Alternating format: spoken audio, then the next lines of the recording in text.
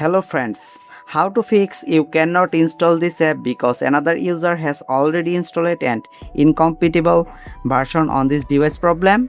Let's see how to fix this problem. For solving this problem, first of all, long press on Play Store app, tap on app info, tap on storage, tap on clear data, clear cache, OK, and clear all data. Then go to previous page and tap here app permission. Make sure your all permission is allow all permission one by one. Location, nearby device. Then go back and again go to Play Store and try to install the app.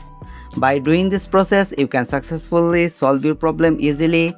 If you found this video helpful, please like and subscribe to my channel. Thank you everyone.